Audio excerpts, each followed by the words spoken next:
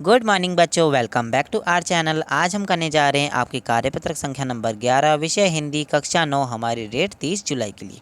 तो चलिए शुरू करते हैं। आज की वर्कशीट में हमें पढ़ना है काव्यांश। एक अपठित काव्यांश हमें पढ़ना है, यानी कि जो आपकी सिलेबस का, आपकी बुक का हिस्सा नहीं होता, जो काव्यांश आपने पहले पढ़ा नहीं होता, उसे हम अपठित काव्यांश बोलते हैं। ओके, तो देखिए, इस काव्यांश को पढ़ने के बाद आपको बेहद ही आसान से प्रश्न उत्तर करने होते हैं। ओके, तो चलिए शुरू करते हैं आज की वर्कशीट। आज की वर्कशीट भी हमारी काफ़ी इजी और आसान रहने वाली है।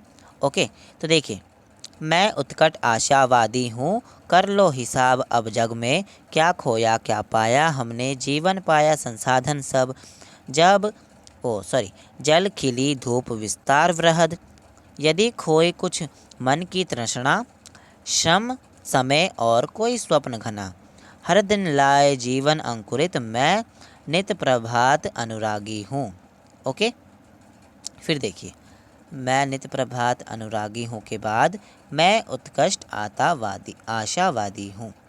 भ्रम धीरे धीरे खा लेगा, थकता है मन बहका देगा, मन अताचित निराश्य तजो, उठ जोर जरा हंकार भरो, उठ जोर जरा हंकार भरो, धरती अंबर के मध्य व्यक्त, कर गए देव तुझको प्रदत्त, मैं लगा सदा अपनी धुन में, प्रेरित छंदों का रागी हूँ, मैं उत्कट आशावादी हूँ। ठीक है, अब देखिए, अब आपको यहाँ पर कुछ कठिन शब्द दिए गए हैं जिन्हें आपको समझना चाहिए।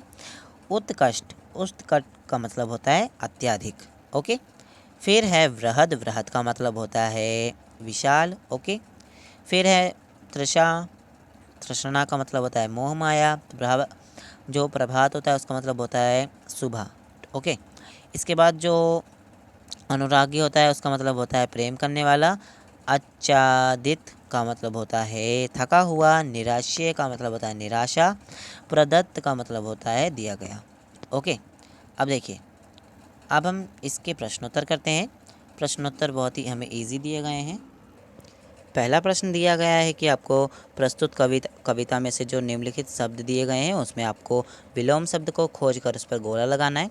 ठीक है, तो जैसे कि आप सिंपली विलोम शब्द लिखते हो ना, पहले इधर शब्द लिखते हो फिर उसके आगे तीर लगा के विलोम शब्द इधर लिखते हो, तो इस तरीके से आपको लिख लेना है ये। तो देखिए, इसमें आपको निराशावादी का हो जाएगा आशावादी, पाया का हो जाएगा खोया, मृत्यु क्या हो जाएगा जन्म, आप जन्म लिख सकते हो। ठीक है, दानव का हो जाएगा देव, संकीर्णीय का हो जाएगा विस्तार। ठीक है, इसके बाद संध्या का हो जाएगा प्रभात यानी कि सुबह, फिर किनारे का हो जाएगा मध्य। ओके, चलिए अब इसके बाकी बचे क्वेश्चन आंसर्स को हम कर लेते हैं, जिसे मैंने आपके लिए टाइपिंग करके रख रखा है। तो चलिए देखते हैं। तो देखिए बच्चों, ये जो है ना आपका ये क्वेश्चन नंबर 2 है। ओके, इसे आप 2 कर लीजिएगा। अब देखिए, यहाँ पर आपको दिया गया है कि कवि स्वयं को किसका अनुरागी बता रहा है। तो कवि स्वयं को नई सुबह यानी कि जो नई आशाएं होती हैं, आशाएं, उनका अनुरागी बता रहा है। फिर है, इस कविता में कवि संसार में क्या क्या हिसाब करने की बात कर रहा है।